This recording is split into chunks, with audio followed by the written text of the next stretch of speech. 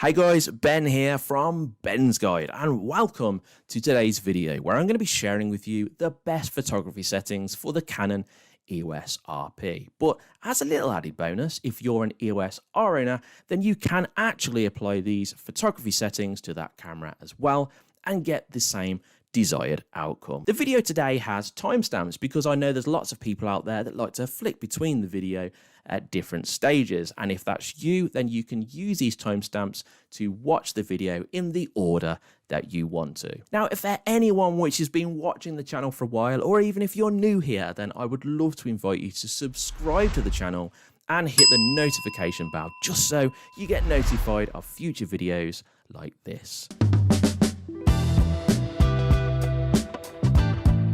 Autofocus settings can be found here. It's the first option in your LCD screen, and then you can see that you've got these options at the bottom to choose from. Now, when I'm photographing people, I always use face tracking and eye autofocus. So the reason for this is because I've done quite a few weddings and portrait shoots, and I've found that this has always been fast and reliable, and it's kept people in focus. So why wouldn't I continue to use it? Plus, when I've actually tried other options like using the single point autofocus here, it's actually quite difficult to chase your subject around the frame and then try and keep them in focus. And that's why I always use eye autofocus here or face tracking. I use this option to photograph people with. Now, of course, if I'm not photographing people, I will never choose this option. I will flip between two options. The first one is the zone, the single 1-point autofocus, and the other one is the zone autofocus. The difference between these two options is 1-point autofocus is small, so it's great to take pictures of smaller objects with this because it's only a small focus area. Now, you can actually take this down even to a smaller size because you have this option here, which is even smaller, as you can see there. Now, of course, if I want to take photos of bigger things like landscapes, buildings, things like that, I would always choose this option, which is the zone autofocus. If I click back, you can see that the focus area here is a lot bigger and it's going to be more suitable for them kind of scenes. Next up is Autofocus Operation. You've got two options. You can choose between one shot and servo. Let's briefly explain what these are. So one shot is good for taking pictures of subjects which are not moving. So if you've just got someone standing still, or you're taking a picture of a product which you know is not going to be moving on its own, then one shot is exactly what you need. But of course, if you've got moving things in your scene, servo is the way to go. And this is going to be perfect for anything like wildlife, action or sports, anything where the subject is actually moving. You can use this mode and track your subject through the scene. Now, I actually flip between both of these options because I need both of them in the styles of photography I do, and it's as easy as just clicking on here and then flicking between them, so it's not something that's going to take you a long time if you do need to flip between both options. Drive modes is the third one down, it's found here, and you've got a bunch of drive modes which you can choose from. The first one is just a single shooting, and that means when you hold down your shutter button and press, it's just going to take a single photo. Next up, you have continuous modes. Now, these mean that if you hold down the shutter button, you will continue to fire off shots. You have low speed continuous, which means that you will fire at a slower speed.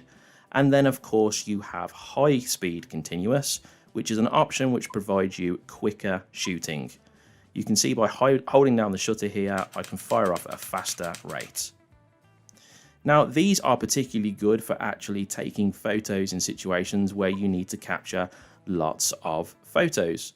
So for instance, if you're capturing the movement of an animal or sports action scenes, and you want to get all different areas of the subject moving around, then things like high-speed continuous are going to be perfect for things like that.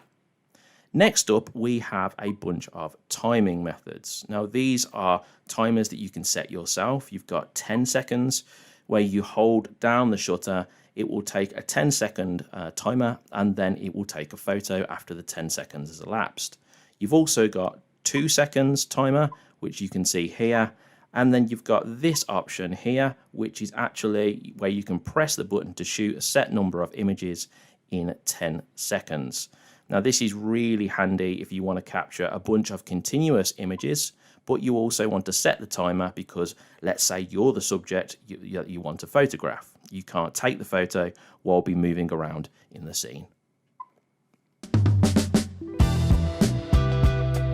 Next up is metering modes. Now this is actually quite important, but I'm going to keep this part really simple. There's 4 to choose from. I nearly always use evaluative metering, which is the first one here. In Canon cameras, it's always called evaluative. In others, it might be called matrix. But evaluative metering basically takes an average of the light in your scene, and then it bases the exposure from the photo that you take off that. Now, in a lot of cases, this is going to work really well for most of the scenes that you're photographing in. But when I'm shooting people, I tend not to use this setting, and I tend to go for spot metering. And it's because it's really important with spot metering that you can meter off someone's skin, and this will ensure that you don't underexpose or overexpose the skin. And you need to make sure you're getting the kind of exposure correct, because if you're taking photos for clients, you can't be getting it wrong and overexposing or underexposing on the skin. So spot metering is a really good option to go for, where you can actually choose the exposure based on the skin and make sure that you keep that area at the right exposure level. With image format, you're going to hear a lot of people in videos, say on YouTube or where it is, say that you need to use RAW. You always need to shoot in RAW. Now, this is simply not true, because it completely depends upon the photographer that you are. Yes, RAW is a better file format for retaining information, which means that you can work with this when you're doing editing in programs like Lightroom and Photoshop. But listen, if you're just the kind of photographer that enjoys taking snaps of the family, friends, your pets, and you're not going to do absolutely any editing after, then I highly recommend that you stick with JPEG. It's a smaller file format, it's going to take less room up on your memory card, which is going to save you more money in the long run. Also, Canon has some really nice color profiles, which we're going to talk about in a bit, which you can actually add onto your JPEG, and it gives some really nice natural colors, which makes your photos look even better. Now, of course, if you're the kind of photographer who actually is more serious, you're an enthusiast or you're a professional, and you want to edit your photos after, then you've got to be choosing RAW, because you don't want to be editing JPEGs, as they will fall apart when you're doing the editing process. Of course, RAW is not that way, and you have more information in the photo, which means that you can edit them and you can get a lot more out of the photo and move it around as much as you want to get your desired effect. White balance is a super simple one for me, because I always keep it, well, not always, but most times I keep it on auto white balance. The reason for that is because modern cameras do a really good job at choosing the right color for your scene. You see, white balance is there to determine the color that you see through your camera matches the scene that you're photographing. So you wouldn't want to take a picture of, say, a sunset and then the color is really blue. You'd want to make sure that you're choosing the right option within your camera white balance settings, so it matches that nice golden color that you get from a beautiful sunset. Automatic white balance, though, is the option that I choose most times, because it gives you great effects and you don't have to. Automatic white balance, though, is the option that I choose for nearly everything, because with the Canon EOS RP, I find that the white balance, when it's automatic, does a really good job. But hey, listen, sometimes it's not going to do a good job, and if that's the case, you've got your scenes which you can choose from. So the next one will be daylight, which means that you need to use this for outdoor scenes under clear skies. You've got shade, which is good for shaded. You've got cloudy, which is good for cloudy. And as you work your way through these, you can see that they're all self-explanatory. You can use the desired one for the scene that you're shooting in. And of course, you can change this to custom. And finally, you can change the Kelvin temperature yourself. This means that you can make it like warmer or colder temperatures, and this is good if you want to add some effects to your photos as well. Now, picture profiles here are actually really neat because if you're shooting in JPEG, you now have the option to add these profiles onto your photos. You can see that this one is portrait. It's ideal for close-ups of people, it's smooth skin, tone and hair. You've also got landscape, which is going to be perfect for landscape shots. This gives you vivid blue skies and green foliage in your photos. Now, these are really nice to add onto JPEG images. It gives you just the kind of photo which matches your scene, and it just makes it look a bit more colourful. Also, you've got things like monochrome, which means that you can shoot in black and white, and you can just add this straight away, so you don't have to edit to get this black and white look when you're post-editing. Also, you've actually got ones which you can change yourself as well if you fancy doing that. In crop mode, you can choose your own aspect ratio. So for instance, if I wanted to choose full here, I could choose that, and that means I'm going to take a full frame picture using the whole sensor. I could use 1:1 to get this square crop here if I wanted to crop my images to this square look. You can go 4:3, which gives you more width and square, or you can go 16:9, which of course is video.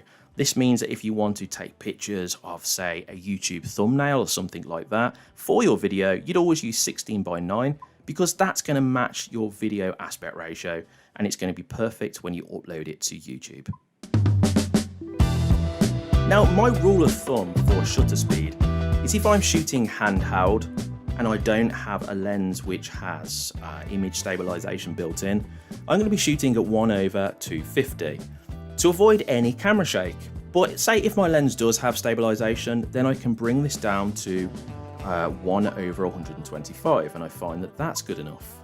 Of course, if you're going to be using this on a tripod, you can actually set your shutter speed as low as you want. So if you want to capture moving subjects and blur them out, say when you're photographing waterfalls, you can bring it all the way down to something like 30 seconds, capture a long exposure at 30 seconds, and this means that because you've got the tripod, you don't have to worry about camera shake. My aperture depends really what I'm shooting and how much light I need. If I'm taking a photo of someone, I want to make sure that the background's blurred and all my focus is on the person. This means I'm going to be using as low an aperture as I possibly can. Now, I can only go down to f4 on this lens, but I would be using the lowest aperture that I could use on my lens to get as much of the background blurred and to keep the subject as sharp as possible. Now, of course, this is going to change if you're photographing something like a landscape where you want to get the whole of the scene in focus. In that case, I'm going to be choosing an aperture of f8 upwards to around about f16. This means that I can ensure I get all of my scene in focus. But of course, I will have to make sure that my shutter speed and ISO are dialed in correctly to ensure that if I'm using a smaller aperture, then I'm going to get enough light in my scene. Finally, let's look at ISO. See, I use ISO to balance out my exposure or my light depending on the shutter speed and aperture settings that I need. I always try to keep my ISO as low as possible, and that's usually between the range of 100 up to 400. Now, of course, the reason to do this is to make sure that you keep your image as clean as possible and you don't introduce any grain into it. Of course, unless you're going for that kind of look. But there are circumstances where you can't keep your ISO low and you actually have to bump it up in low light situations where you're shooting handheld. If that's the case, I find that I never really go above 6400, and if I do, it's in extreme situations. But the general rule of thumb with ISO is to try and keep it as low as possible, like I do, around about 100 to 400, which means you're going to get a clean image with no grain, and then this should, as long as you get your shutter speed and aperture correct, give you enough light in your scene. I really hope that today's video is going to serve as some kind of helpful and valuable guide for people looking to use photography settings with their Canon EOS RP. A little bit of advice would be to Go out and experiment with these photography settings and then develop your own style so that you can set yourself out from other photographers. Okay guys, I want to say a big thank you to you for joining me today, and make sure you hit subscribe and that notification bell if you haven't already, and whatever you do for the rest of the day, make sure it's a good one, and I'll see you in the next video.